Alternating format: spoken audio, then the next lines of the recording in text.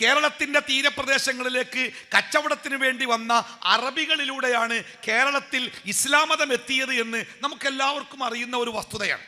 ഈ അറബികളാവട്ടെ കേരളക്കരയിലേക്ക് വന്നത് ഇസ്ലാം മത പ്രബോധനത്തിന് വേണ്ടിയായിരുന്നില്ല. അവർ തീർത്തും കച്ചവടത്തിന് വേണ്ടി മാത്രം വന്നവരായിരുന്നു നമ്മുടെ നാട്ടിലേക്ക്. ആ കാലഘട്ടം 8-ാം നൂറ്റാണ്ടിൽ നബി സല്ലല്ലാഹു അലൈഹി വസല്ലമ തൻ്റെ പ്രബോധന പ്രവർത്തനങ്ങൾ നടത്തുന്നത് 8-ാം നൂറ്റാണ്ടിലാണ്. ആ 8-ാം നൂറ്റാണ്ടിൽ തന്നെ കേരളത്തിലേക്ക് മുസ്ലിം കച്ചവടക്കാർ എത്തിയിട്ടുണ്ട് എന്നാണ് ഏകദേശ ധാരണ. അതിന് കൃത്യമായ കണക്കോ കൊല്ലോ മാസോ ഒന്നും ആരും എവിടെയും രേഖപ്പെടുത്തി വെച്ചിട്ടില്ല. അതുകൊണ്ട് തന്നെ അതിൻ്റെ തീയതികളൊന്നും നമുക്ക് വ്യക്തമായിട്ട് കിട്ടാനുമില്ല. എന്തായിരുന്നാലും കേരളത്തിലേക്ക് കച്ചവടത്തിന് വേണ്ടി വന്ന അറബികളിലൂടെ കേരളത്തിൻ്റെ തീരപ്രദേശങ്ങളിൽ ആദ്യമായിട്ട് ഇസ്ലാമിൻ്റെ വേരുകൾ പതുക്കെ പതുക്കെ മണ്ണിൽ ആഴ്ന്നിറങ്ങുക തുടങ്ങി. ഇവിടെ നമ്മൾ മനസ്സിലാക്കേണ്ട പ്രധാനപ്പെട്ട സംഗതി, കേരളത്തിലേക്ക് വന്ന അറബികൾ കേരളത്തിൽ ഇസ്ലാം മതത്തിൻ്റെ പ്രബോധനത്തിന് വേണ്ടി ഒരു പ്രബോധന സംരംഭവും അവർ നടത്തിയിട്ടില്ല. വഅ്ള് പറഞ്ഞിട്ടില്ല, ഖുർആൻ ക്ലാസ് നടത്തിയിട്ടില്ല, സമ്മേളനം നടത്തിയിട്ടില്ല, സംഘടന ഉണ്ടാക്കിയിട്ടില്ല, ഒന്നും ഉണ്ടാക്കിയിട്ടില്ല. പക്ഷെ കേരളക്കരയിൽ അവരിലൂടെ ഇസ്ലാമിൻ്റെ സൗരഭ്യം പെട്ടെന്ന് പടർന്നു പിടിക്കാൻ തുടങ്ങി. കാരണം എന്തായിരുന്നു അറിയോ? ആ കാലഘട്ടത്തിലെ കേരളത്തിലെ ജനങ്ങളുടെ ജീവിത സാഹചര്യം, തൊട്ടുകൂടായ്മയും തീണ്ടിക്കൂടായ്മയും അയിത്തവുമൊക്കെ അതിൻ്റെ മൂർധന്യാവസ്ഥയിൽ നിലനിൽക്കുന്ന ഒരു കാലഘട്ടം. മേൽജാതിക്കാരൻ്റെ കൺവെട്ടത്ത് പോലും കീഴ്ജാതിക്കാരൻ കാണാൻ പാടില്ലാത്ത ഒരു കാലഘട്ടം. നമ്മളൊക്കെ ഈ കുട്ടികൾക്കൊക്കെ അറിയാം, ഒരുപക്ഷെ ചരിത്രം വായിക്കുമ്പോൾ അവർ പഠിച്ചിട്ടുണ്ടാവും. മേൽജാതിക്കാരൻ്റെ വീട്ടിൽ പണിക്ക് പോകുന്ന കീഴ്ജാതിക്കാരന് ഭക്ഷണം കൊടുക്കുന്നത് പാത്രങ്ങളിലല്ല, വീട്ടിലെ മുറ്റത്തിൻ്റെ അങ്ങേയറ്റത്ത് നിലത്ത് മണ്ണിൽ ഒരു കുഴി കുഴിച്ചിട്ട് ആ കുഴിയിലേക്ക് വാഴയിലകൾ ഇറക്കി വെച്ച് അതിലേക്ക് ഒഴിച്ചു കൊടുക്കുന്ന വറ്റുകുറഞ്ഞ കഞ്ഞി പ്ലാവിൻ്റെ ഇല കൊണ്ട് കുമ്പിള് കുത്തിയിട്ട് മുക്കി കുടിക്കണം. മേൽജാതിക്കാരൻ നടന്നു പോകുന്ന വഴിയിൽ കീഴ്ജാതിക്കാരൻ നടക്കാൻ പാടില്ല. അഥവാ കീഴ്ജാതിക്കാരൻ നടക്കുകയാണെങ്കിൽ അവൻ്റെ പിൻഭാഗത്തെ ഒരു കയറിൽ ഒരു ചൂല് കെട്ടിവെക്കണം എന്നാ. എന്തിനറിയോ? ഈ കീഴ്ജാതിക്കാരൻ നടക്കുമ്പോൾ അവൻ്റെ കാൽപാദങ്ങൾ മണ്ണിൽ ആ പാദങ്ങൾ അടയാളമുണ്ടാക്കും. ആ അടയാളങ്ങളിൽ മേൽജാതിക്കാരൻ ചവിട്ടിയാൽ അതവൻ അയിത്തമാകും. അതുകൊണ്ട് കീഴ്ജാതിക്കാരൻ്റെ കാലടയാളങ്ങൾ മാഞ്ഞു പോകാൻ ഒരു ചൂലിങ്ങനെ പിന്നാലെ കെട്ടി വലിച്ചുകൊണ്ട് നടക്കണം എന്നാ. കീഴ്ജാതിക്കാരൻ്റെ കഴുത്തിൽ കയറ് കെട്ടിയിട്ട് ഒരു ചിരട്ട കെട്ടിയിട്ട് അതിൽ മണ്ണിട്ട് വെക്കും. എന്തിനറിയോ? കീഴ്ജാതിക്കാരൻ മണ്ണിൽ തുപ്പാൻ പാടില്ല, തുപ്പിയാൽ മണ്ണ് അശുദ്ധമാകും. അതുകൊണ്ട് തുപ്പുന്നത് ഈ ചിരട്ടയിലേക്കാക്കണം. കീഴ്ജാതിക്കാരന് സ്വന്തമായിട്ട് സ്വത്തോ ഭൂമിയോ ഉണ്ടാക്കാൻ പാടില്ല. അവൻ ഉണ്ടാക്കുന്ന ഭൂമിയിലെ അവൻ്റെ കാർഷിക വിഭവങ്ങൾ അവൻ്റേതല്ല, മേൽജാതിക്കാരൻ്റെതാ. വാഴക്കൊല എന്ന ഒരു കവിത വായിച്ചിട്ടില്ല നിങ്ങൾ? കീഴ്ജാതിക്കാരൻ കഷ്ടപ്പെട്ട് വളർത്തിയെടുത്ത് ഓരോ പ്രാവശ്യം വാഴക്കൊലയുടെ കായ മൂത്തു വരുമ്പോഴും പ്രതീക്ഷയോടുകൂടി അവൻ നോക്കി വെക്കെ ഒരിക്കൽ അവൻ്റെ ജന്മി വന്നിട്ട് ആ കൊലയും വെട്ടിപ്പോയ കണ്ണീരിൻ്റെ നനവുള്ള കവിത വായിക്കാത്ത ആരും നമ്മുടെ കൂട്ടത്തിലുണ്ടാവൂല. അത്രമാത്രം അയിത്വവും മനുഷ്യന്മാരെ തമ്മിൽ വർഗത്തിൻ്റെ, വർണ്ണത്തിൻ്റെ, ജാതിയുടെ പേരിൽ വേർതിരിച്ചു നിർത്തുന്ന മൃഗീയമായ ഒരവസ്ഥ കേരളക്കരയിൽ ഉണ്ടായിരുന്നു. ആ കേരളത്തിലേക്കാണ് നല്ല 7 അടി വലിപ്പമുള്ള സ്വർണത്തിൻ്റെ നിറമുള്ള കണ്ടാൽ ആരും നോക്കി നിൽക്കുന്ന അറബി കച്ചവടക്കാർ കയറി വന്നത്. ആ അറബി കച്ചവടക്കാർ അവരുടെ ജോലിക്കാരായ കീഴ്ജാതിക്കാരുടെ തോളിൽ കൈയിട്ട് പിടിച്ചു, അവരെ ചേർത്തു പിടിച്ചു, അവരുടെ വീടുകളിൽ പോയി ഇരുന്നു, അവരുടെ ചാണകം മെഴുകിയ വരാന്തകളിൽ അവർ ഭക്ഷണം കഴിക്കാൻ ഇരുന്നു. അവർ വിളമ്പിക്കൊടുത്ത ഭക്ഷണം സ്വാദോടുകൂടി കഴിച്ചു. അവർ വിരിച്ചു കൊടുത്ത കൈതോലപ്പായകളിൽ അവർ സമാധാനത്തോടെ കിടന്നുറങ്ങി. നമ്മുടെ നാട്ടിലെ കീഴ്ജാതിക്കാർക്ക് അതൊരു അത്ഭുതമായിരുന്നു. അവർ ചോദിച്ചു ഈ അറബികളോട്, ഞങ്ങളുടെ നാട്ടിലെ മേൽജാതിക്കാർ, ഉയർന്ന തറവാട്ടുകാർക്ക് ഞങ്ങൾ മനുഷ്യരല്ല, പക്ഷേ നിങ്ങൾക്കെങ്ങനെ ഞങ്ങൾ മനുഷ്യരായി? ആ ചോദ്യത്തിന് അറബികൾ കൊടുത്ത ഒരു മറുപടിയുണ്ട്. ആ ഒരൊറ്റ മറുപടിയാണ് കഴിഞ്ഞ ഖത്തറിൽ നടന്ന വേൾഡ് കപ്പിൻ്റെ ഉദ്ഘാടന മൈതാനിയിൽ ലോകം മുഴുവനും അത്ഭുതത്തോട് കേട്ട മറുപടി. എന്താണ് ആ മറുപടി എന്നറിയാം? ഇസ്ലാമിൽ ജാതിയില്ല, അല്ലെങ്കിൽ ഇസ്ലാമിൽ തറവാടിന്റെ ജന്മത്തിന്റെ പേരിൽ ആളുകളെ വ്യത്യസ്തരാക്കുന്ന ഒരേർപ്പാടേ ഇല്ല. ഇസ്ലാമിന്റെ കാഴ്ചപ്പാടിൽ മനുഷ്യരേ ഉള്ളൂ, എല്ലാവരും മനുഷ്യരാണ്. യാ അയ്യുഹന്നാസ്, മനുഷ്യരെ, ഇന്നാ ഖലഖനാകും മിൻ ദക്കരിൻ വ ഉൻസ വജഅൽനാകും ശുഊബൻ വഖബായില ലിതഅറഫു. വിശുദ്ധ ഖുർആൻ ലോകത്ത് നടത്തിയ ഏറ്റവും വലിയ സാമൂഹ്യ നവോത്ഥാന പ്രവർത്തനം മനുഷ്യരെ ഒന്നായി കാണുന്ന പ്രക്രിയയാണ്. നിങ്ങൾക്കറിയില്ലേ, അറബികള് ഗോത്രത്തിന്റെ പേരിൽ, വംശത്തിന്റെ പേരിൽ ഏറെ അഹങ്കരിക്കുന്നവരായിരുന്നു. ഞങ്ങളുടെ ഗോത്രമാണ്, ഞങ്ങളുടെ വംശമാണ്, ഞങ്ങൾ ഖുറൈശികളാണ്, ഞങ്ങൾ അറബികളാണ് എന്നൊക്കെ പ്രത്യേകമായി ഗോത്രത്തിന്റെ പേരിൽ അഹങ്കരിക്കുന്ന അറബി കാരണവന്മാരുടെ മുഖത്ത് നോക്കിയിട്ടല്ലേ അള്ളാഹുവിന്റെ റസൂൽ പറഞ്ഞത്, മനുഷ്യരെ, അറബിക്ക് അനറബിയെക്കാളോ അനറബിക്ക് അറബിയെക്കാളോ ഒരു പ്രത്യേകതയുമില്ല. എവിടെയാ പറഞ്ഞത്? അമേരിക്കയിൽ പോയിട്ടല്ല പറഞ്ഞത്. തൻ്റെ നാട്ടിലെ ഗോത്രത്തിൻ്റെയും വംശത്തിൻ്റെയും പേരിൽ അഹങ്കരിക്കുന്ന അറബി കാരണവന്മാരുടെ മുഖത്തേക്ക് ചൂണ്ടിയിട്ടാണ് അള്ളാഹുവിൻ്റെ ഹബീബ് പറഞ്ഞത്, ഒരറബിക്ക് ഒരനറബിയേക്കാൾ, ഒരു കറുത്തവന് ഒരു വെളുത്തവനേക്കാൾ ഒരു പ്രത്യേകതയും ഈ ലോകത്തില്ല. ഇന്നാ അക്രമക്കും ഇൻദല്ലാഹി അത്ഖാക്കും. അള്ളാഹുവിൻ്റെ അടുക്കൽ ഒരു മനുഷ്യൻ ശ്രേഷ്ഠനാകുന്നത് അവൻ്റെ ജാതിയുടെ, ജനിച്ച വീടിൻ്റെ, തറവാടിൻ്റെ, നിറത്തിൻ്റെ, ജോലിയുടെ അടിസ്ഥാനത്തിലല്ല. അവൻ അള്ളാഹുവിൻ്റെ അടുക്കൽ ശ്രേഷ്ഠനാകുന്നത് അവൻ്റെ ജീവിതത്തിലെ സൂക്ഷ്മതയുടെ, അള്ളാഹുവുമായുള്ള ബന്ധത്തിൻ്റെ അടിസ്ഥാനത്തിലാണ്. നോക്കൂ, പ്രവാചകന്റെ കാലത്തെ സാഹിർ എന്ന് പേരുള്ള ഒരു ചെറുപ്പക്കാരൻ, ചരിത്രത്തിൽ നമുക്ക് അദ്ദേഹത്തെ തെരഞ്ഞാൽ കാണൂല. കാരണം സാഹിർ ഒരു കറുത്ത ചെറുപ്പക്കാരനാണ്. ചുരുണ്ട മുടിയും പതിഞ്ഞ മൂക്കും കുറിയ നിറവും മുഖത്ത് ഇത്തിരി വൈരൂപ്യമൊക്കെയുള്ള, പെട്ടെന്ന് ആരും ശ്രദ്ധിക്കാത്ത, കാണാൻ ഭംഗിയില്ലാത്ത ഒരു സാധാരണ ഒരു അടിമ ചെറുക്കനാണ് ഈ സാഹിർ.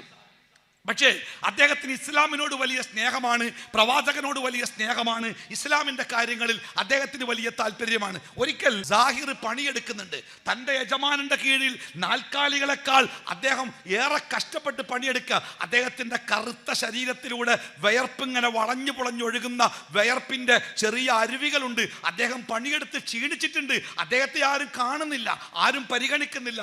അടിമയാണ്, ആര് നോക്കാനാ? സാഹിർ അങ്ങനെ വെയിലത്ത് കത്തിയെറിഞ്ഞ് പണിയെടുക്കുക. നബി സല്ലല്ലാഹു അലൈഹി വസല്ലമ സാഹിറിന്റെ പിന്നിൽ ചെന്നിട്ട് ഒരു കൈ കൊണ്ട് അദ്ദേഹത്തിന്റെ 2 കണ്ണുകൾ പൊത്തിപ്പിടിച്ചു. പിന്നെ മറു കൈ കൊണ്ട് അദ്ദേഹത്തെ തൻ്റെ ശരീരത്തോട് ചേർത്ത് പിടിച്ചു. നമ്മളൊക്കെ ഒരാളുടെ കണ്ണ് പൊത്തിപ്പിടിക്കലപ്പെടാം.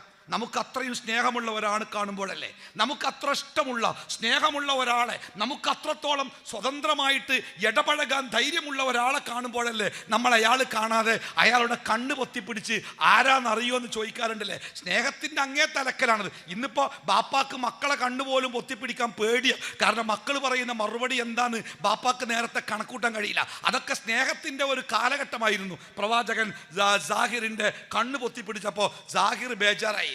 എൻ്റെ കണ്ണ് പൊത്തിപ്പിടിക്കാൻ, എന്നെ സ്നേഹിക്കാൻ, എന്നെ പരിഗണിക്കാൻ ഈ മരുഭൂമിയിൽ ആരാളുള്ളത്?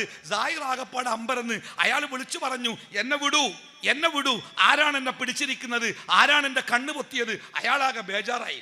നബി സല്ലല്ലാഹു അലൈഹി വസല്ലമ സാഹിറിൻ്റെ കണ്ണ് പൊത്തിയ കൈകൾ പതുക്കെ തിരിച്ചെടുത്ത് തൻ്റെ മുഖം സാഹിറിൻ്റെ മുഖത്തോട് ചേർത്ത് വെച്ചു. സാഹിർ അമ്പരന്ന് പോയി.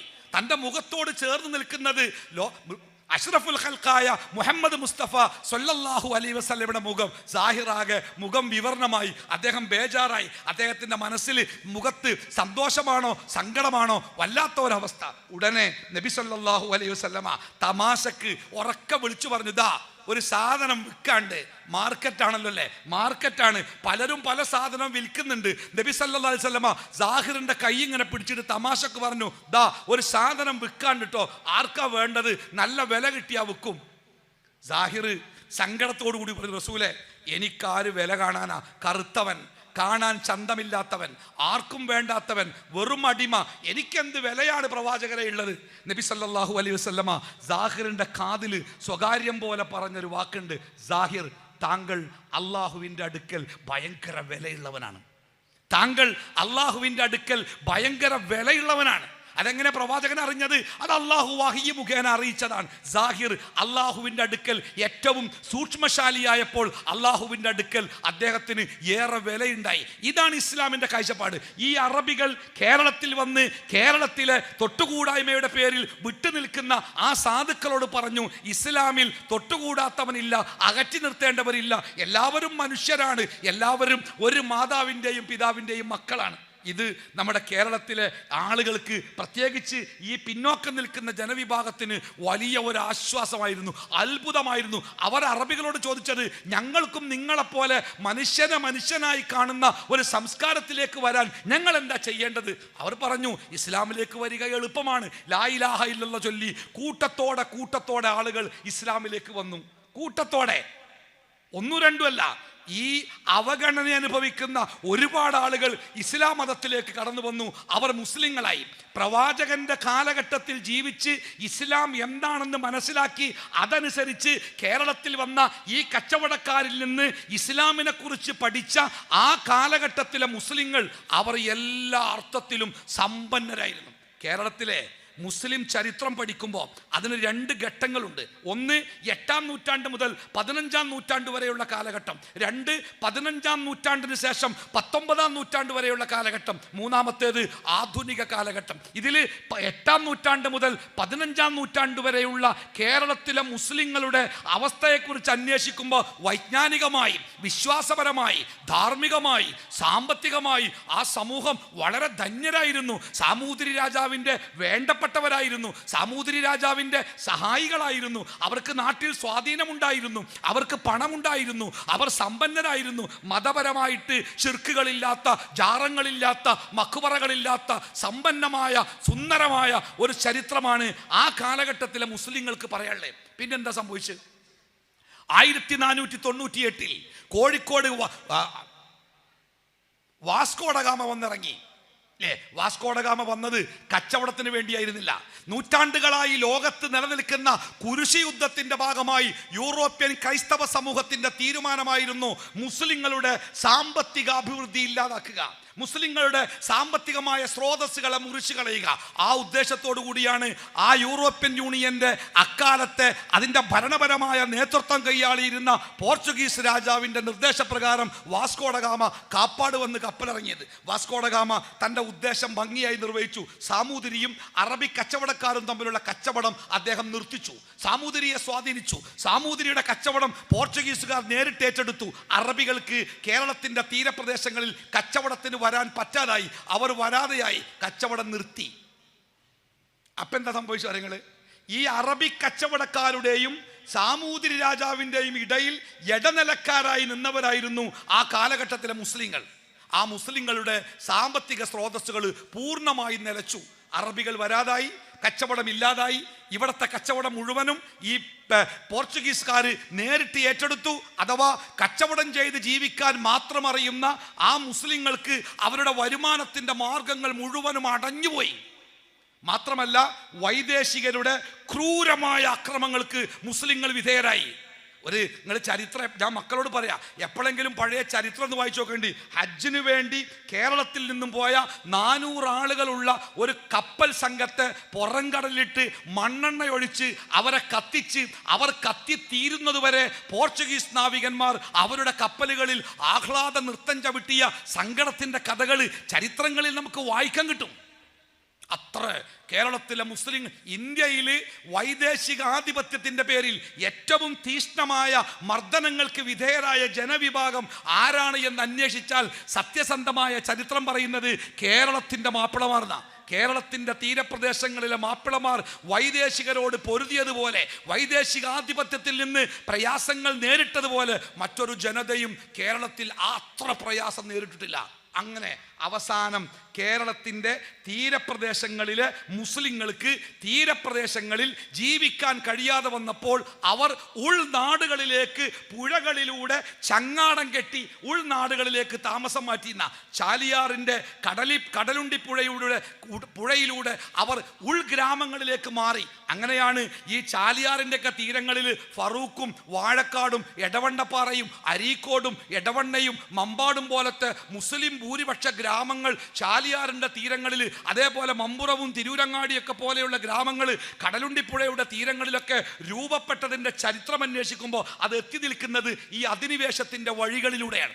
എന്തായിരുന്നാലും ഉൾപ്രദേശങ്ങളിലേക്ക് മുസ്ലിങ്ങൾ താമസം മാറ്റി. അവിടെ 2 അപകടങ്ങളാണ് ഉണ്ടായത്. ഒന്ന്, അവർക്ക് മതപരമായ കാര്യങ്ങൾ പഠിപ്പിച്ചു കൊടുത്തിരുന്ന അറബികളുടെ വരവ് നിലച്ചതോടുകൂടി നമ്മുടെ നാട്ടിലെ ആളുകൾക്ക് മതപരമായ അവബോധം കൊടുക്കാൻ കൃത്യമായ സംവിധാനങ്ങൾ ഇല്ലാതായി, അത് അടഞ്ഞുപോയി. മാത്രമല്ല, ഈ ഉൾഗ്രാമങ്ങളിലേക്ക് കയറി വന്ന മുസ്ലിങ്ങൾ അവർ ഇവിടുത്തെ ജന്മിമാരുടെ ഭൂമി പാട്ടത്തിനെടുത്ത് ആ കൃഷിയിടങ്ങളിൽ കൃഷി ഇറക്കി അവർ ജീവിക്കാൻ തുടങ്ങി. ഓരോ വിശാലമായ വയലുകൾ, അതിൻ്റെ അടുത്ത് ചെറിയ നിസ്കാര തട്ടികൾ പോലെ സ്രാമ്പികൾ, ചെറിയ നിസ്കാര പള്ളികൾ കെട്ടി ആ പള്ളികൾ കേന്ദ്രീകരിച്ച് ഒരു സമൂഹം രൂപപ്പെട്ട് അവർ കൃഷി ചെയ്ത് ജീവിക്കാൻ തുടങ്ങി. സംഗതി ദാരിദ്ര്യമാണ്, പ്രയാസമാണെങ്കിലും അവർ മനുഷ്യന്മാരായിട്ട് ജീവിച്ചപ്പോൾ നമ്മുടെ ഉൾനാടുകളിലുള്ള താഴ്ന്ന രീതിയിൽപ്പെട്ട ആളുകൾ അവരന്നും ഐത്തത്തിൻ്റെയും മേൽക്കോയ്മയുടെയും ദുരിതങ്ങൾ അനുഭവിക്കുന്ന ആൾക്കാരായിരുന്നു. മുസ്ലിങ്ങളുടെ ഈ സുന്ദരമായ ജീവിതം കണ്ടപ്പോൾ അവർക്ക് തോന്നി, മുസ്ലിങ്ങളായാൽ കുഴപ്പമില്ലല്ലോ, ഒരു മനുഷ്യനായിട്ട് ജീവിക്കാലോ, ഒന്നുമില്ലെങ്കിൽ നമ്മുടെ വീട്ടിലെ പെണ്ണുങ്ങൾക്ക് മാന്യമായ വസ്ത്രങ്ങളും ധരിക്കാലോ, നമ്മുടെ വീട്ടിലേക്ക് മേൽജാതിക്കാരൻ അവകാശം പറഞ്ഞ് കയറി വരൂലല്ലോ. കേരളത്തിൻ്റെ ഉൾഗ്രാമങ്ങളിലെ താഴ്ന്ന വിഭാഗത്തിൽപ്പെട്ട ജനങ്ങൾ കൂട്ടത്തോടെ ഇസ്ലാമിലേക്ക് വന്നു. 1800കളിൽ ഇന്ത്യയിൽ ഉണ്ടായിരുന്ന വില്യം ലോഗൻ അദ്ദേഹത്തിന്റെ ചരിത്ര പുസ്തകത്തിൽ എഴുതി വെച്ച എന്താ, 10 വർഷത്തിന്റെ ഇടക്ക് 50,000-ഓളം ആളുകൾ ഇസ്ലാം മതം സ്വീകരിക്കുന്നതിന് ഞാൻ സാക്ഷിയായി. 10 കൊല്ലം കൊണ്ട് 50,000. അന്നത്തെ 50,000 എന്ന് പറഞ്ഞാൽ കേരളത്തിലെ മുസ്ലിം ജനസംഖ്യയുടെ വലിയ ഒരു ഭാഗമാണത്. അവർ ഇസ്ലാം മതം സ്വീകരിച്ചു, ഇസ്ലാമിലേക്ക് വന്നു. പക്ഷെ അവിടെ ഒരു സങ്കടകരമായ അവസ്ഥ ഉണ്ടായി. അവിടെയാണ് എൻ്റെ വിഷയം ആരംഭിക്കുന്നത്. അതാ പ്രസംഗമല്ല കേട്ടോ. ആ അവസ്ഥ അവിടെ ഉണ്ടാക്കിയൊരു അവസ്ഥ ഉണ്ട്. അതെന്താ നിങ്ങൾ, അതായത് ഈ ഇസ്ലാം മതത്തിലേക്ക് കയറി വന്ന ഇതര വിഭാഗത്തിൽപ്പെട്ട മതവിഭാഗങ്ങളിൽപ്പെട്ട ആളുകളുണ്ടല്ലോ, അവർക്ക് ഇസ്ലാമിക വിശ്വാസത്തിൻ്റെ വ്യത്യാസം എന്താണ് തൗഹീദ്, എന്താണ് ഈമാന്, എന്താണ് സുന്നത്ത്, എന്താണ് പ്രവാചക ചര്യ, എന്താണ് ഖുർആൻ, ഇതൊന്നും പഠിപ്പിച്ചു കൊടുക്കാൻ നമ്മുടെ നാട്ടിൽ സംവിധാനങ്ങളേ ഇല്ലായിരുന്നു. ആകപ്പാടെ മതപ്രബോധനം എന്ന് പറയുന്നത് പാതിരാത്രികളിൽ നടക്കുന്ന വയലുകളാണ്. ആ വയലുകളാവട്ടെ കുറെ ഐതിഹ്യങ്ങളും കഥകളുമൊക്കെ കെട്ടിപ്പൊറുക്കി ആളുകളെ കരയിപ്പിച്ച് സംഭാവന പിരിക്കുവാൻ മാത്രമുള്ള കേവലം ഒരു കച്ചവട പ്രവർത്തനങ്ങളായിരുന്നു പല വയലുകളും. പിന്നെ ഉള്ളത് പള്ളികൾ കേന്ദ്രീകരിച്ചുള്ള പള്ളി ദർസുകളാണ്. 8-10 കുട്ടികളെ പഠിപ്പിക്കുന്ന മാത്രം, അതിനു മാത്രം സൗകര്യമുള്ള പള്ളി ദർസുകളിലാണ് മതവിദ്യാഭ്യാസമാകെ. മദ്രസകളില്ല, മറ്റു സംവിധാനങ്ങളില്ല, ഒന്നുമില്ല. മാത്രമല്ല, വൈദേശിക ആധിപത്യത്തിൻ്റെ കനത്ത ഭാരവും തീഷ്ണമായ അവഗണനയും മുസ്ലിം സമൂഹം കണ്ടമാനം ചുമക്കുകയും ചെയ്യുന്നുണ്ട്. അങ്ങനെ ആളുകൾ ഇസ്ലാമിലേക്ക് വരിക ആകെ വേണ്ട എന്താ, ലാ ഇലാഹ ഇല്ലല്ലാഹ് മുഹമ്മദ് റസൂലുള്ളാഹ് ചൊല്ലുക. പണ്ട് ഒരു കഥ പറയാറില്ലേ, ഒരു താഴ്ന്ന ജാതിക്കാരൻ ഒരു മാപ്പിളനോട്, മാപ്പിള പറഞ്ഞോടാ എനിക്ക് മുസ്ലിം ആവണം, എന്നാ കെലിമ ചൊല്ലി. അപ്പൊ ഈ താഴ്ന്ന ജാതിക്കാരൻ ചോദിച്ചോലോ, എന്താണ് ഈ കെലിമ? ചെല്ലിത്തരി മാപ്പിളെ, നിങ്ങൾ ചെല്ലിത്തന്നാ ഞാൻ ചെല്ലിക്കോളാം. അതിന് മാപ്പിളക്ക് അറിയണ്ടേ എന്താ ചൊല്ലിക്കൊടുക്കാന്നില്ല, മൂപ്പർക്കും കെലിമ അറിയില്ല. ഇങ്ങനത്തെ ഒരു കാലഘട്ടം നമ്മുടെ നാട്ടിലുണ്ടായിരുന്നു. മതം എന്താണെന്നറിയില്ല, ദീൻ അറിയില്ല, ഒന്നും അറിയില്ല. അവർ പഴയ മതത്തിൽ നിന്ന് വന്നു, ഇവിടെ വന്നു, തലയിൽ കെട്ടൊക്കെ കെട്ടി, കള്ളിത്തിനൊക്കെ എടുത്ത്, ഒരു നല്ല കൈയുള്ള ബനിയനൊക്കെ ഇട്ട്, ഒരു അരപ്പട്ടൊക്കെ കെട്ടി, ഒരു പീച്ചാറ്റൊക്കെ തിരികെ വെച്ചാൽ മുസ്ലിമായ ആണായി.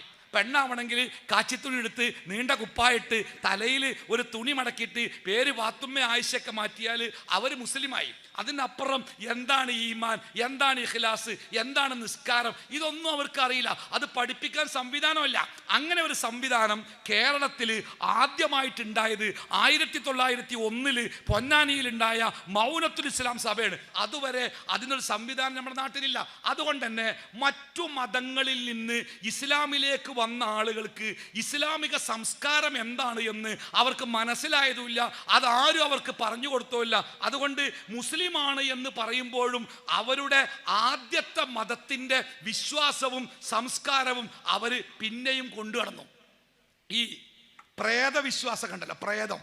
ഇപ്പം ഇവിടെയൊക്കെ അല്ല ഖുർആനും സുന്നത്തൊക്കെ പഠിക്കണ നല്ല കുട്ടികളാണല്ലോ. നിങ്ങളിങ്ങനെ ഏത് നട്ടപ്പാതിരക്കും ആ റോട്ടിൽ കൂടെ കയറി ജാമിയ സലഫിയൻ്റെ ക്യാമ്പസിലേക്ക് വരാൻ ഒരു പേടിയില്ലാത്ത കുട്ടികളാണ്. ആ റോട്ടിൽ എപ്പോൾ വന്നിറങ്ങിയാലും പാലക്കാട് കോഴിക്കോട് ബസ്സിൽ നട്ടപ്പാതിരക്ക് വന്നാലും പാട്ടും പാടി ഇങ്ങനെ കയറി വരുന്ന കുട്ടികളാണ്, ധൈര്യമുള്ള മക്കളാണ്. അങ്ങനെ ഇരിക്കെ പോരുന്ന വഴിക്ക് ഒരു പറങ്കുച്ചി കൊമ്പുമ്പോൾ ഒരു ബംഗാളി തൂങ്ങി മരിച്ചു വിചാരിക്കുക, ഓൻ്റെ ബോഡിയൊക്കെ പോലീസുകാർ കൊണ്ടുപോയി സംഗതിയൊക്കെ കഴിഞ്ഞ്. പക്ഷേ പിറ്റേന്ന് രാവിലെ അതിലെങ്ങനെ കയറി വരുമ്പോൾ റോട്ടിൽ ബസ് ഇറങ്ങിയിട്ട് ഇങ്ങനെ കാത്തുക്കും, പാട്ടും പാടി എന്തേ പോണില്ല പോണ്ട്, എന്താ പോകാത്ത ഒന്നുമില്ല, എന്താ നിങ്ങൾ ഒരാളെയും കൂടി കിട്ടണം കയറ്റം കയറാം, എന്തേ പേടി, എന്താ പേടി, ഇന്നലെ ബംഗാളി തൂങ്ങിയില്ലേ, ബംഗാളി തൂങ്ങിന് ബോഡിയൊക്കെ പോലീസുകാർ കൊണ്ടുപോയില്ലേ, എന്നാലും ഒരു പേടി. എന്താണ് ആ പേടി?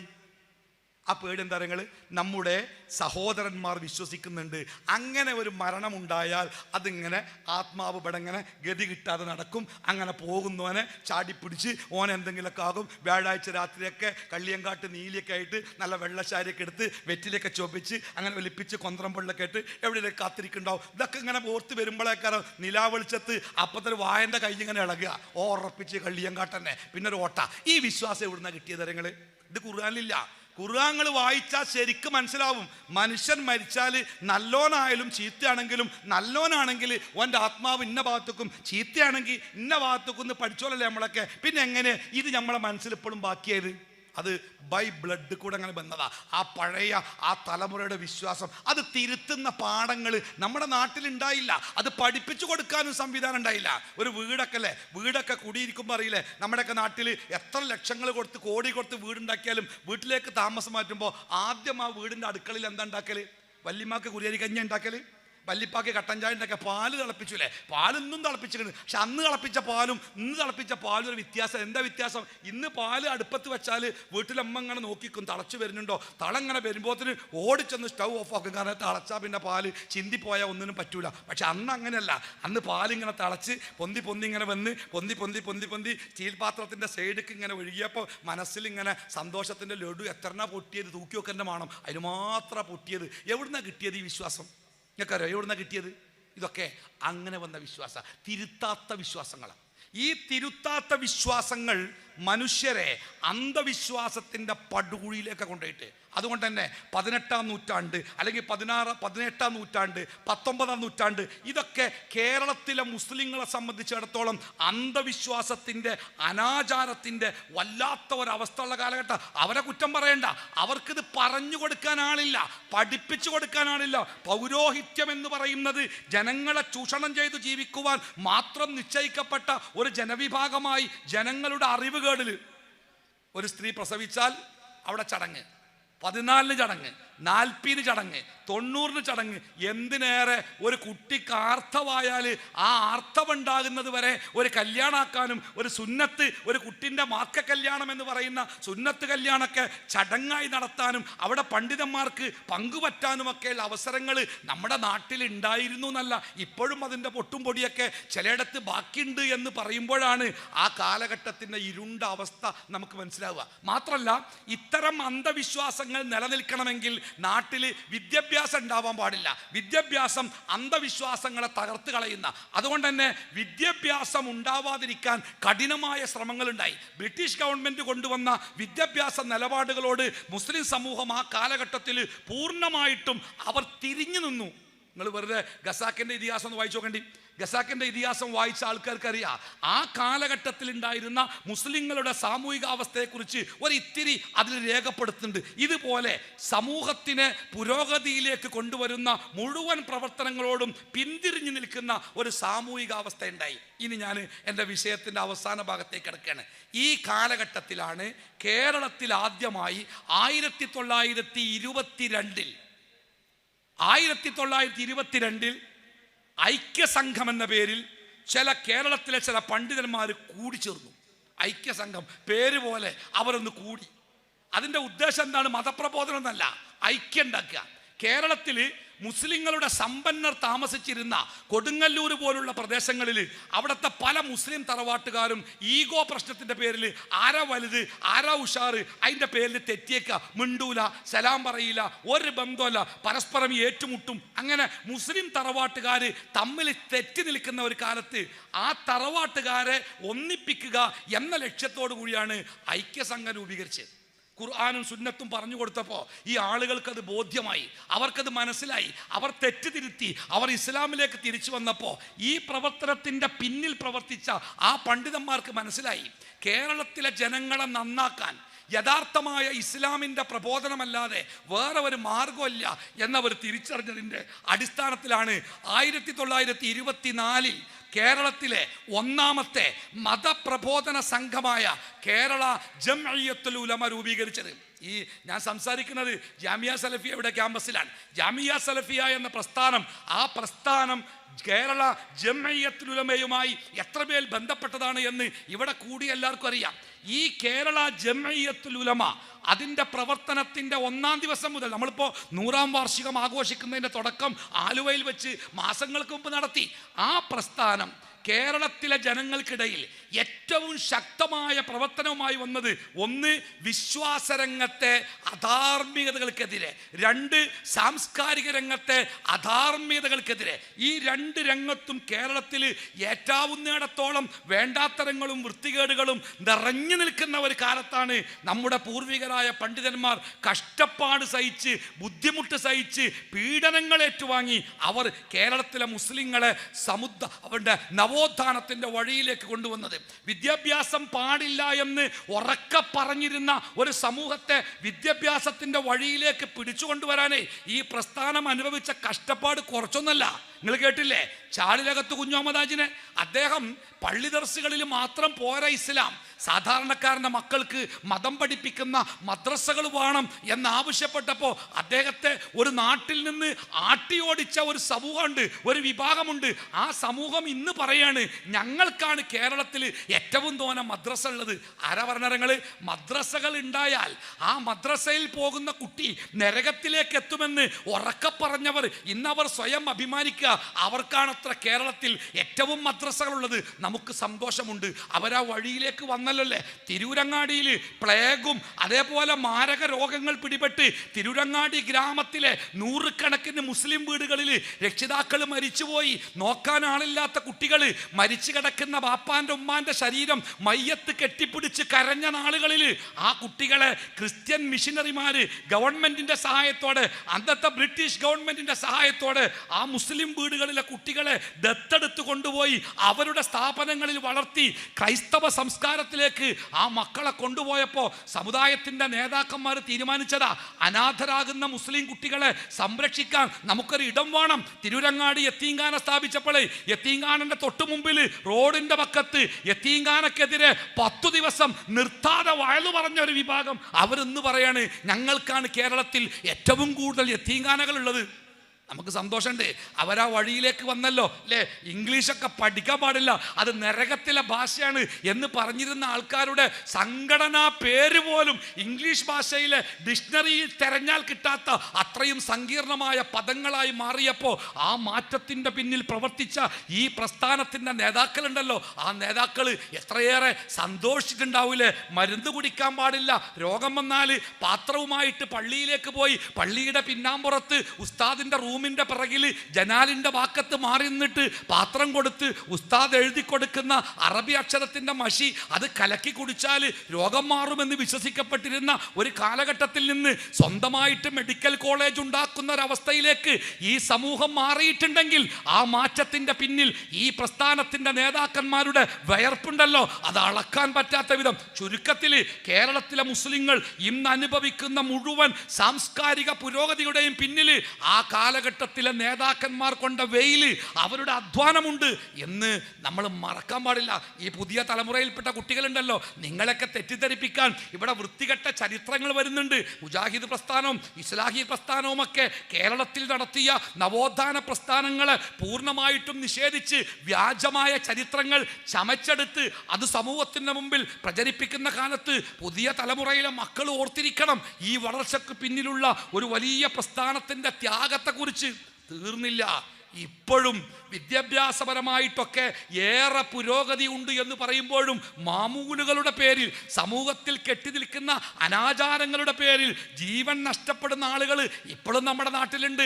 അന്ധവിശ്വാസത്തിൻ്റെ പേരിൽ അല്ലെ, വീട്ടിൽ സ്വർണമുണ്ട്, അത് കിട്ടണമെങ്കിൽ നിങ്ങളുടെ മകനെ അറുക്കണമെന്ന് പറയുമ്പോൾ പൊന്നോമന മകനെ അറുക്കുവാൻ മന്ത്രവാദിക്ക് മുമ്പിലേക്ക് വെച്ചു കൊടുക്കുന്ന ആളുകൾ ഇന്ന് നമ്മുടെ നാട്ടിലുണ്ട്. നിങ്ങളുടെ ഭാര്യയ്ക്ക് ഒരു രോഗമുണ്ട്, ആ രോഗം മാറണമെങ്കിൽ നിങ്ങളൊന്ന് മാറി നിൽക്കണം, ഞാൻ നിങ്ങളുടെ ഭാര്യയെ ഒന്ന് ശുശ്രൂഷിക്കട്ടെ എന്ന് പറഞ്ഞ് മന്ത്രവാദിയും ഭാര്യയും വാതിലടച്ച് റൂമിലിരിക്കുമ്പോൾ പുറത്ത് കാവലിരിക്കുന്ന പൊട്ടന്മാരായ ഭർത്താക്കന്മാരെ വാർത്തെടുക്കുന്ന ഒരു വിശ്വാസപരമായ അധാർമികമായ ആചാരങ്ങൾ ഇന്നും നമ്മുടെ നാട്ടിൽ നിലവിലുണ്ട്. മെഡിക്കൽ കോളേജിൽ പഠിക്കുന്ന പെൺകുട്ടിയാണ് സ്ത്രീധനത്തിൻ്റെ പേരിൽ അടുത്ത കാലത്ത് ജീവനൊടുക്കിയത്. നമ്മളൊക്കെ സ്ത്രീധനത്തിനെതിരെ പ്രസംഗിക്കുമ്പോൾ ചില ആൾക്കാർ പറയാറുണ്ട്, ഉസ്താദെ ഇനിയിപ്പോൾ സ്ത്രീധനത്തിനെതിരെ ഒന്നും പറയണ്ട, ഇപ്പം ആരാ സ്ത്രീധനം വാങ്ങൽ, സ്ത്രീധനമൊക്കെ നിന്നില്ലേ, ഇപ്പൊ സ്ത്രീധനുണ്ടോ? കല്യാണം നടക്കുന്ന വീടുകൾ നിങ്ങൾ ചോദിക്കണം. നമ്മുടെ നാട്ടിൽ സാമ്പത്തികമായിട്ട് വലിയ വറുതിയുണ്ട്, സാമ്പത്തികമായിട്ട് ആളുകളൊക്കെ വലിയ പ്രയാസത്തിലാണ്. നമ്മളൊക്കെ സമുദായത്തെയും ആളുകളെയും ഒക്കെ വലിയ രൂപത്തിൽ സഹായിച്ചിരുന്ന ചില ധനികരുണ്ട് നമ്മുടെ നാട്ടിലൊക്കെ. അവരുടെ അടുത്ത് ചെന്ന് നോക്കണം, അവർ പറയും നിലവിലുള്ള സാമ്പത്തിക അവസ്ഥയെക്കുറിച്ച്. പക്ഷേ നമ്മുടെ നാട്ടിലെ ജ്വല്ലറികളിൽ കച്ചവടം പൊടിപൊടിക്കുന്നു. പലചരക്ക് കടയിൽ പോലും സാധനം വാങ്ങാൻ ആളില്ലാതിരിക്കുമ്പോൾ നമ്മുടെ നാട്ടിലെ ജ്വല്ലറികളിൽ കച്ചവടം പൊടിപൊടിക്കുന്നു. സ്വർണം വാങ്ങുന്നതേ അത് അലങ്കാരത്തിന് വേണ്ടിയല്ല, അവനവൻ്റെ മക്കളെ കെട്ടിച്ചയക്കുമ്പോൾ മകള് ചെല്ലുന്ന വീട്ടുകാരെ തൃപ്തിപ്പെടുത്താൻ പെൺകുട്ടിയുടെ കഴുത്തിൽ മഞ്ഞലോഹം ഉണ്ടാവാൻ വേണ്ടി വീട് വിറ്റ്, കരൾ വിറ്റ്, വൃക്ക വിറ്റ് പണമുണ്ടാക്കി ഇന്നും സ്ത്രീധനമുണ്ടാക്കാൻ, കല്യാണമുണ്ടാക്കാൻ ശ്രമിക്കുന്ന ആളുകൾ അല്ലേ നമ്മുടെ നാട്ടിൽ ഇഷ്ടം പോലുണ്ട്. ഒരു കുറവുമില്ല, ഇഷ്ടം പോലുണ്ട്. ഈ സ്ത്രീധനമെന്ന വേണ്ടാത്തരമൊക്കെ സമൂഹത്തിൽ നിന്ന് ഇല്ലാതാവാൻ മുജാഹിദ് പ്രസ്ഥാനത്തോളം കേരളത്തിൽ പൊരുതിയ, വിപ്ലവമുണ്ടാക്കിയ മറ്റൊരു പ്രസ്ഥാനം രാഷ്ട്രീയ നവോത്ഥാന അല്ലെങ്കിൽ ഭൗതിക രംഗത്ത് എവിടെയും നമുക്ക് എടുത്തു കാണിക്കാൻ പറ്റൂല. കുറ്റിപ്പുറം സമ്മേളനമൊക്കെ മുജാഹിദ് പ്രസ്ഥാനത്തിൻ്റെ ചരിത്രത്തിലെ ഏറ്റവും മനോഹരമായ കാലഘട്ടങ്ങളെ കുറിച്ചിടുന്ന കുറ്റിപ്പുറം മുജാഹിദ് സമ്മേളനമൊക്കെ സ്ത്രീധനത്തിനെതിരെയുള്ള നമ്മുടെ പോരാട്ടത്തിൻ്റെ മനോഹരമായ കഥകൾ കൊണ്ട് സമ്പന്നമായ കാലഘട്ടമാണ്. ബിസ്മി എന്ന ഒരു സംഘം നമുക്ക് ഉണ്ടായിരുന്നില്ലേ? കുട്ടികളെ കേട്ടിട്ടുണ്ടാവും ബിസ്മി. എന്താ ബിസ്മി പറഞ്ഞാൽ? ബിസ്മി എന്ന് പറഞ്ഞാൽ bureau of Islamic missionary and service information, അല്ലെങ്കിൽ സർവീസ് ആൻഡ് മിഷനറി ഇൻഫർമേഷൻ. ഇതാണ് ബിസ്മി. ഇത് നമ്മുടെ കേരള നദുവത്തുൽ മുജാഹിദിൻ്റെ കീഴിലുള്ള ഒരു ഉപഘടകമാണ്. എന്തിനറിയോ? സാമൂഹ്യ ദുരാചാരങ്ങൾക്കെതിരെ ഒരുപാട് ജനിക്കുന്നത് മുതൽ മരിക്കുന്നത് വരെ, മരിച്ചു കഴിഞ്ഞാൽ പിന്നെ ആണ്ടും ആണ്ടറുതികളുമായി മനുഷ്യനെ ചൂഷണം ചെയ്ത് അവൻ്റെ ചോര പോലും ഊറ്റിക്കുടിക്കുന്ന പണ്ഡിതവർഗത്തിൻ്റെ ദുഷിച്ച പ്രവർത്തനങ്ങൾക്കെതിരെ സമൂഹത്തിൽ നവോത്ഥാനത്തിൻ്റെ കൊടുങ്കാറ്റുണ്ടാക്കാൻ നമ്മുടെ പ്രസ്ഥാനമുണ്ടാക്കിയ ഒരു ചെറു സംഘമാണ് ബിസ്മി. നമ്മുടെ നാട്ടിലൊക്കെ ഈ ചെറിയ ചെലവില്ലാത്ത ചെറിയ കല്യാണങ്ങൾ ഉണ്ടാകുമ്പോൾ അതിന് അമുസ്ലിങ്ങൾ പോലും പറയുന്നൊരു പേരുണ്ട്, ബിസ്മി കല്യാണം അല്ലേ? ബിസ്മി കല്യാണം എന്ന് പറഞ്ഞാൽ നാട്ടിൽ വിശദീകരണം ആവശ്യമില്ലാത്ത വിധം അത് വ്യക്തമാണ്. ചെലവ് കുറഞ്ഞ കല്യാണങ്ങളാ ബിസ്മി കല്യാണം. കാരണം എന്താ പറയുക, വിവാഹത്തിൻ്റെ പേരിലാണ് നമ്മുടെ നാട്ടിൽ ഏറ്റവും വലിയ ചൂഷണങ്ങൾ അന്നും ഇന്നും നടക്കണേ. 2, 3, 4 ഒക്കെ പെൺകുട്ടികളുള്ള ഒരു പിതാവ്, അയാൾ ഒന്നുമല്ലാതെ വീട് വിറ്റ് വാടകപ്പരയിൽ പാർക്കേണ്ട അവസ്ഥ ഉണ്ടാകുന്നത് ഈ മക്കളെ കെട്ടിച്ചയക്കുന്നതിലൂടെയാണ്. സത്യത്തിൽ ഇസ്ലാമിലെ വളരെ പ്രധാനപ്പെട്ട ഒരു കർമ്മമാണ് വിവാഹം. പക്ഷേ ഇസ്ലാം വിവാഹത്തെക്കുറിച്ച് പറഞ്ഞിടത്ത്, വിവാഹത്തിൻ്റെ രൂപം പഠിപ്പിക്കുന്നിടത്ത്, വിവാഹത്തിൻ്റെ പെണ്ണിനെ കാണുന്നത് മുതലുള്ള കല്യാണത്തിൻ്റെ ചെലവുകൾ അത്രയും വരനെയാണ്, പുരുഷനെയാണ് ഇസ്ലാം ഏൽപ്പിച്ചത്. വിശുദ്ധ ഖുർആനിലെ പെണ്ണിനേക്കാൾ ഒരു പടി മേലെയാണ് ആണ് എന്ന് അള്ളാഹ് പറഞ്ഞു. അതിൻ്റെ കാരണം എന്താ പറഞ്ഞേ? മൂക്കിൻ്റെ താഴെ രോമം ഉണ്ടാവുന്ന, അല്ലെങ്കിൽ ശരീരത്തിൽ മാറ്റം ഉണ്ടാവുന്ന അതല്ല പറഞ്ഞേ. ആ പെണ്ണിന് വേണ്ടി ചെലവഴിക്കേണ്ടവൻ അവനാണ് എന്നതുകൊണ്ടാണ് ഒരു പരിധി വരെ ഒരു പടി അവൻ അല്ലാഹു തആല ഉയർന്ന പദവി കൊടുത്തത്. വിവാഹാന്വേഷണം മുതൽ അതിൻ്റെ ചെലവുകൾ അത്രയും ആണിനെ ഏൽപ്പിച്ച മതമാണ് ഇസ്ലാം. വിവാഹം, നിക്കാഹ്, വസ്ത്രം, താമസം, ഭക്ഷണം, എന്തൊക്കെ ചെലവുണ്ടോ അതൊക്കെ പുരുഷനെയാണ് ഇസ്ലാം ഏൽപ്പിച്ചത്. അതുകൊണ്ട് തന്നെ അത് നിർവഹിക്കാൻ ഒരു പുരുഷന് ശേഷിയില്ലെങ്കിൽ, സാമ്പത്തികമായ കഴിവില്ലെങ്കിൽ, ആ പുരുഷനെ സഹായിക്കേണ്ടത് മുസ്ലിം സമൂഹത്തിൻ്റെ ബാധ്യതയാണ് എന്നുകൂടി ഇസ്ലാം മതം പഠിപ്പിച്ചു. ഗൾഫിലൊക്കെ ചെന്നാൽ കാണാം, പള്ളിയിലൊക്കെ ചെറിയ ബോക്സുകൾ കാണാം. ആ ബോക്സിൻ്റെ മേലെ ഒരു സ്റ്റിക്കർ ഒട്ടിച്ചിട്ടുണ്ടാകും. ആ സ്റ്റിക്കർ എന്താ നിങ്ങൾ? വിവാഹം കഴിക്കുവാൻ സാമ്പത്തിക ശേഷിയില്ലാത്തതിൻ്റെ പേരിൽ പ്രയാസപ്പെടുന്ന ചെറുപ്പക്കാരെ സഹായിക്കുന്ന സംഘടന എന്നാണ്. എന്നിട്ട് അതിൽ വീഴുന്ന പണം അത് കല്യാണം കഴിക്കാൻ പ്രായമായിട്ടുണ്ട്, പക്ഷെ മഹർ കൊടുക്കാനും പെണ്ണിന് വീടൊരുക്കാനും വസ്ത്രം വാങ്ങാനും ഒന്നും സാമ്പത്തിക ശേഷിയില്ല എന്ന് പറയുന്ന ചെറുപ്പക്കാർക്ക് ഈ പണം കൊടുത്തിട്ട് അവരെ കല്യാണം കഴിക്കാൻ പ്രേരിപ്പിക്കുന്ന മനോഹരമായ സംവിധാനം. പക്ഷെ നമ്മുടെ നാട്ടിൽ ഇബ്ലീസ് അത് അട്ടിമറിച്ച്. ഇവിടെ ആരെയെ സഹായിക്കല്? എന്ന് കല്യാണം ഉണ്ടോ? കല്യാണം ഉണ്ട്. എന്താ കെട്ടിച്ചാടുന്നോണ്ട് എന്നാ ഇപ്പം എന്തേലും കൊടുക്കേണ്ടി വരുമല്ലോ. സത്യത്തിൽ കൊടുക്കേണ്ടത് കെട്ടണവനാ. കെട്ടിക്കുന്നവൻ കൊടുക്കുന്നത് എന്താ? നിങ്ങൾ സ്ത്രീധനാണ്. അത് തെറ്റാണ്. തെറ്റായ ഒരു സംഗതിക്ക് നമ്മൾ പങ്കാളികളാവാൻ പാടില്ല. താവനു അലൽ ബിർരി വത്തഖ്വ വലാ താവനു അലൽ ഇസ്മി വൽ ഉദ്വാൻ. നന്മയുടെ കാര്യത്തിൽ മാത്രമേ നിങ്ങൾ പരസ്പരം സഹായിക്കാവൂ. തിന്മയുടെ കാര്യത്തിൽ സഹായിക്കാൻ പാടില്ല. ഒരാള് സ്ത്രീധനം കൊടുക്കാൻ വേണ്ടി പൈസ ഉണ്ടാക്കുമ്പോൾ അതിലേക്ക് നമ്മൾ സാമ്പത്തിക സഹായം കൊടുത്താൽ അത് തിന്മയെ സഹായിക്കലല്ലേ?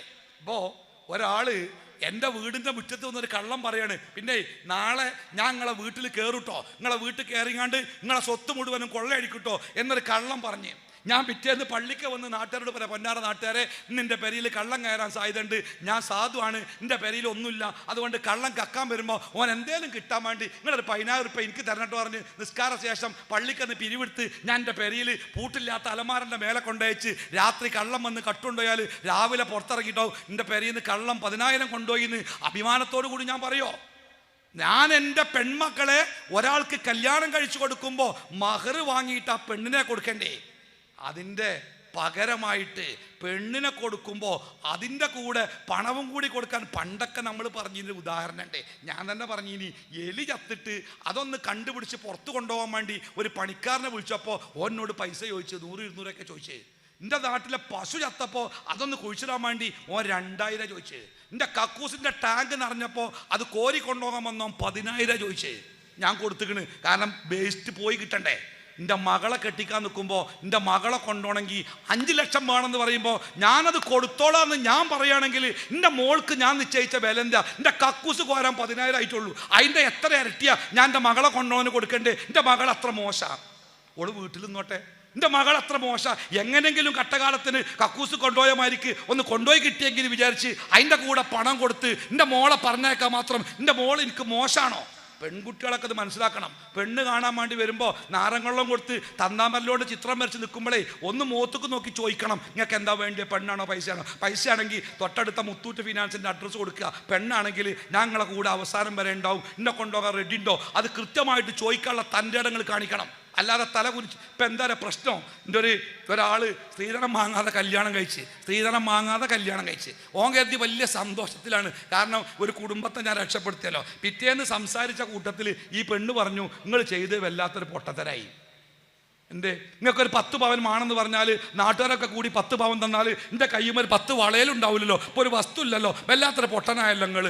ബന്ധത്ത് വന്ന് പറയാ, പൊന്നാർ ഉസ്താദേ ഞാൻ അടുത്ത പണിയൊക്കെ വെറുതെ, ഞാൻ വന്ന് വെറുതെ ആവൂല, എനിക്ക് പടച്ചോൻ കൂലിയിരുന്നാ പറഞ്ഞ്. ഇതാണ് അവസ്ഥ. പെൺകുട്ടികളെ ഈ രംഗത്ത് എന്നല്ല, സാമൂഹ്യ നവോത്ഥാനത്തിന് വേണ്ടി പരിശ്രമിക്കുന്നിടത്തൊക്കെ അതിൻ്റെ മുൻനിരയിൽ ഉണ്ടാവേണ്ടത് സ്ത്രീകളാണ്. കാരണം അവരാണ് വീട്, അവരാണ് കുടുംബം, അവരാണ് ഒരു കുടുംബത്തിൻ്റെ അടിത്തട്ട്, അവരിലാണ് മാറ്റം ഉണ്ടാവേണ്ടത്. ആ മാറ്റമാണ് സമൂഹത്തിൻ്റെ നെറുകയിലേക്ക് എത്തേണ്ടത്. അതുകൊണ്ട് തന്നെ അന്നൊക്കെ മുജാഹിദ് ഇന്റെയൊക്കെ ബാപ്പ സാധു ഇനി കൂലിപ്പണിട്ട് ജീവിക്കുന്ന ആളേന്. എൻ്റെ വീടിൻ്റെ ചുമരെന്നൊക്കെ പറഞ്ഞാൽ ഈ മുള ഇങ്ങനെ കൊത്തിയിട്ട് എന്തായാലും പേര് അറിയാം. അങ്ങനെ അതുകൊണ്ടാണ് എൻ്റെയൊക്കെ വീടിൻ്റെ ചുമര് വാതിലൊക്കെ തെങ്ങിൻ്റെ ഓല കൊണ്ടുണ്ടാക്കിയ വാതില. ആ വാതിലുമേ കുറ്റിപ്പുറം സമ്മേളനം കഴിഞ്ഞ് വന്നപ്പോൾ അതുകൊണ്ട് എൻ്റെ വാപ്പ ഒരു സ്റ്റിക്കർ കൊടുന്ന് മനോഹരമായിട്ട് ഒട്ടിച്ച്. എന്തേന്നറിയോ? സ്ത്രീധനം അനിസ്ലാമികം, വാങ്ങരുത്, പ്രോത്സാഹിപ്പിക്കരുത്, ബിസ്മി അതിൻ്റെ താഴെ. എന്നിട്ട് അതിൻ്റെ അപ്പുറത്ത് ബാപ്പ 2ാമത്തെ സ്റ്റിക്കർ ഒട്ടിച്ച്. ഇന്ന് ഞമ്മക്കൊന്നും ധൈര്യമല്ല, ആണത്തത്തിൻ്റെ സ്റ്റിക്കർ. എന്താ നിങ്ങൾ? സ്ത്രീധനം വാങ്ങുന്ന കല്യാണത്തിന് ക്ഷണിക്കരുത്. ഇവിടെയൊക്കെ മുടി നിറച്ച പഴയ ആൾക്കാർക്ക് ഓർമ്മ ഉണ്ടാവും. നമ്മുടെയൊക്കെ വീടിൻ്റെ മരത്തിൻ്റെ വാതിൽക്കട്ടിലിൻ്റെ മുകളിലൊക്കെ നമ്മൾ മനോഹരമായിട്ടാണ് ഒട്ടിച്ചു വെച്ചേ, സ്ത്രീധനം വാങ്ങുന്ന കല്യാണത്തിന് ക്ഷണിക്കരുത്. ആണത്തത്തിൻ്റെ ഒരു വാക്കായിരുന്നത്. അങ്ങനെ പൊരുതിയിട്ടല്ലേ നമ്മൾ ഈ സാധനമൊക്കെ സമൂഹത്തിൽ നിന്ന് ഒഴിവാക്കിയത്. അപ്പം എന്താ കാരണം പറഞ്ഞറിയോ? എങ്ങനെയാ സ്ത്രീധനം വാങ്ങാതെ വെക്കുക? കല്യാണത്തിന് ചെലവില്ല. കല്യാണത്തിന് ചെലവില്ല. എന്താ കല്യാണത്തിന് ചെലവ്? 5 ലക്ഷത്തിൻ്റെ ഓഡിറ്റോറിയം എടുത്താലേ കല്യാണം ശരിയാവുന്നുണ്ടോ? കല്യാണത്തിന് ചെലവില്ലല്ലോ. റസൂലുള്ളാഹി സ്വല്ലല്ലാഹു അലൈഹി വസല്ലമ പറഞ്ഞത് ഖൈറുൻ നിക്കാഹി ഐസറു, ഏറ്റവും നല്ല വിവാഹം ഏറ്റവും ലളിതമായ വിവാഹമാണ്. നമ്മളൊക്കെ നാട്ടിൽ ഒരു കല്യാണം ഉഷാറാവണമെങ്കിൽ 3-4 മന്ത്രിമാർ വേണം, 2-3 അറബികൾ വേണം, JCB വേണം, ഒട്ടകം വേണം, 1.5 മണിക്കൂർ റോഡ് ബ്ലോക്ക് ആവണം, ഒരു 4-5 ചെമ്പ് ബിരിയാണി പൊട്ടിക്കാതെ ബാക്കിയാവണം. ഇതൊക്കെ ആവുമ്പോഴാണ് നമ്മളോ ഭയങ്കര കല്യാണമായിട്ട് പറയാം അല്ലേ? കല്യാണം ഉഷാറാവല് ലാളിത്യം കൊണ്ട. പണ്ട് സുഹൈർ മൗലവി പറയാറുണ്ടായിരുന്നു, കല്യാണം ഉഷാറാവണം, ചെലവ് ചുരുക്കണം, ചായയും കടിയും വേണ്ട, കടിയും കുടിയും ഒരുമിച്ചാക്കാം. എങ്ങനെ? ഒരു പായസം ഉണ്ടാക്കുക, അതിൽ 2 അണ്ടിപ്പരിപ്പ് ഏറിടുക, എന്നാൽ അതിൽ തന്നെ കടി ഉണ്ടാവും കുടി ഉണ്ടാവും. അത് മതി കല്യാണത്തിന് എന്ന് കേരളത്തിൽ പ്രസിദ്ധമായി പ്രസംഗിച്ച നാളുകൾ ഉണ്ടായിരുന്നു. അതിൻ്റെ മാറ്റം കേരളത്തിൽ ഉണ്ടായിട്ടുണ്ട്. ഇന്ന് കേരളത്തിൽ, ഞാൻ അവസാനിപ്പിക്കാം കേട്ടോ, ഇന്ന് കേരളത്തിലെ മുസ്ലിം സമൂഹം അനുഭവിക്കുന്ന ഈ സാമൂഹ്യ പുരോഗതി ഉണ്ടല്ലോ, വിദ്യാഭ്യാസ രംഗത്ത്, കുടുംബജീവിത രംഗത്ത്, അവൻ്റെ ജീവിത നവോത്ഥാന രംഗത്ത്, രാഷ്ട്രീയ രംഗത്ത് ഒക്കെ, ഈ രാഷ്ട്രീയ രംഗത്തൊക്കെ ഇന്ത്യയിൽ കേരളത്തിലെ മുസ്ലിങ്ങളെക്കാൾ മുസ്ലിം ജനസംഖ്യയുള്ള സംസ്ഥാനങ്ങൾ കേരളത്തിൽ എത്ര ഉണ്ട്? നിങ്ങൾ മണ്ഡൽ കമ്മീഷൻ റിപ്പോർട്ട് പുറത്തു വന്നപ്പോഴേ അവിടെ കൃത്യമായ രേഖകൾ ഉണ്ടായിരുന്നല്ലോ. എന്തായിരുന്നു രേഖകൾ? നിങ്ങൾ ചില സംസ്ഥാനങ്ങളിലൊക്കെ സച്ചാർ കമ്മീഷൻ റിപ്പോർട്ട് പുറത്തു വന്നപ്പോഴേ അതിലെഴുതി എന്താ അറിയുങ്ങളോ? ടാറിട്ട റോഡ് എവിടെ അവസാനിക്കുന്നോ, പിന്നെ മണ്ണ് റോഡാ, കുണ്ടും കുഴി, ആ ടാറിട്ട റോഡ് അവസാനിക്കുന്ന അവിടുന്ന് അങ്ങോട്ട് പാർക്കണേ മുസ്ലിങ്ങളെക്കാരം. ഓൽക്ക് റോഡില്ല. റോഡ് എങ്ങനെ ഉണ്ടാക്കണ്ടേ ഓൽക്ക് അറിയില്ല. ഇതാരോടാ ചോദിക്കണ്ടേ ഓൽക്ക് അറിയില്ല. ഇതേതാ രാഷ്ട്രീയം എന്നറിയില്ല. ഓൽക്ക് റോഡില്ല. കരണ്ട് കമ്പികൾ എവിടെയാണോ അവസാനിക്കുന്നത് അവിടുന്ന് അങ്ങോട്ട് കരണ്ടില്ലാത്ത മണ്ണെണ്ണ വിളക്കുകൾ മുനിഞ്ഞു കത്തുന്ന ഗ്രാമങ്ങളുണ്ടല്ലോ, അത് മുസ്ലിം ഗ്രാമങ്ങളേക്കാരെന്ന ഓർക്കറിയില്ല. ഈ കരണ്ട് എവിടുന്ന കൊണ്ടന്റ് അവർ വോട്ട് ചെയ്യാറുണ്ട്. മുതലാളിമാർ ജന്മിമാർ പറയുന്നിടത്ത് അവർ വോട്ട് ചെയ്ത് പോരാറുണ്ട്. അവർക്ക് രാഷ്ട്രീയം അറിയില്ല. കേരളത്തിലെ മുസ്ലിങ്ങൾ കേരള സംസ്ഥാനത്തിൻ്റെ മുഖ്യമന്ത്രിയാവാൻ കേരളത്തിലെ മുസ്ലിം സമൂഹത്തിന് സാധിച്ചിട്ടുണ്ടെങ്കിലേ ആ രാഷ്ട്രീയ വിപ്ലവത്തിൻ്റെ അടിത്തറയിട്ട് ഇവിടത്തെ സലഫി പ്രസ്ഥാനമാണ് എന്നത് ആർക്കാ നിഷേധിക്കാൻ പറ്റുക? ചുരുക്കത്തിൽ ഞാനിപ്പോൾ ഇത്രയും സംസാരിച്ച് ഞാൻ ഈ പറയണൊക്കെ എൻ്റെ മുമ്പിലെ പഴയ തലമുറക്ക് ശരിക്കും എന്നെക്കാട്ടിലറിയാം. ഈ പുളിക്കലെ തലയെ മുടിയൊക്കെ നരച്ച ഒരാളെ എത്തിയിരുന്നിട്ട് നിങ്ങളൊരു 50 കൊല്ലത്തെ കഥ പറഞ്ഞാൽ പ്രസംഗമല്ലെങ്കിലും മനോഹരമായിട്ട് പറഞ്ഞുതരും. പക്ഷേ എൻ്റെ മുമ്പിലൊരു പുതിയ തലമുറയുണ്ട്. വാട്സാപ്പുകൾ, ഇൻ്റർനെറ്റുകളിൽ ജീവിതത്തിൻ്റെ വഴി തിരയുന്ന ഒരു പുതിയ തലമുറ. നിങ്ങൾക്കിത് കേൾക്കാൻ കഴിയില്ല. നിങ്ങളോട് ആരും ഇത് പറയില്ല.